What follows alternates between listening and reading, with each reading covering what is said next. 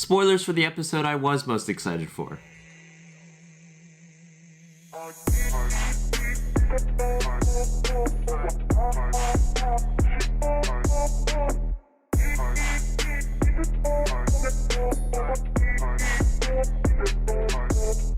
What if Thor was an only child? It's interesting to think that Thor is more tame with Loki by his side than he is without Loki, because the Watcher makes a point of this, that Thor learned from his experiences with Loki. I think it ties back a little bit to like Ragnarok, where Thor makes the point that he's always going to be good and Loki's always going to be bad. So I think that's interesting. Of course, with this being the Party Thor episode, the party has to be a big aspect of the episode, and I would call this more of like a galactic cameo party, because like Rocket is there, Nebula is there, the Skrulls are there, Howard the Duck is there, even like Loki as a frost giant is there too.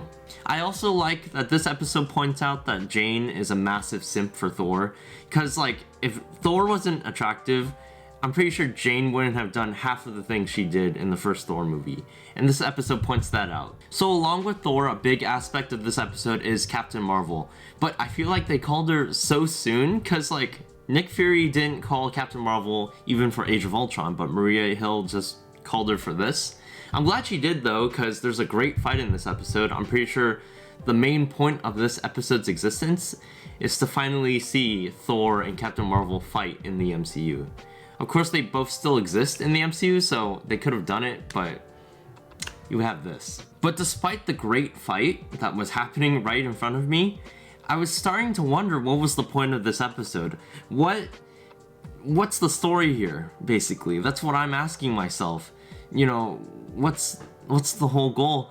I guess it's for Thor to learn more responsibility, but even at the end of the episode, he still doesn't learn anything, so really, what's the point? Also, why did it take Frigga so long to get to Midgard? Thor's able to get everyone on his side and clean up everything he did in the time that Frigga is taking the Bifrost to get to Midgard.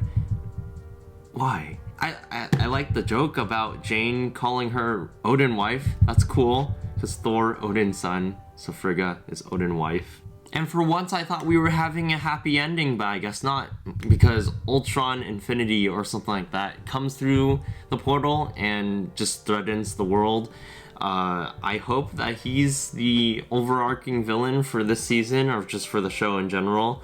I think it's about time that they start connecting the stories. I'm really excited for that. So, would I rewatch this episode?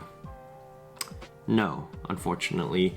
I hate when the word cartoon is used to generalize all types of animation and all forms of animation, but this episode felt like a cartoon. There was no point to it, basically.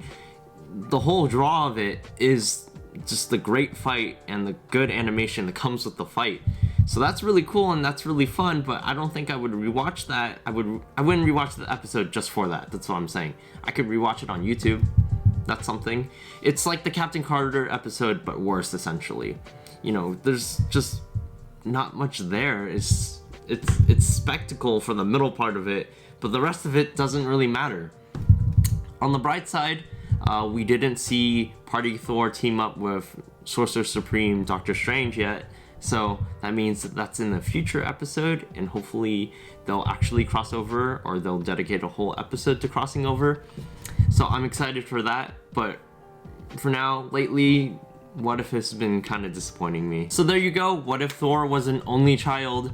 Like, subscribe, comment about what you thought about this episode. You know my thoughts already, and I'll see you in the next video. Bye.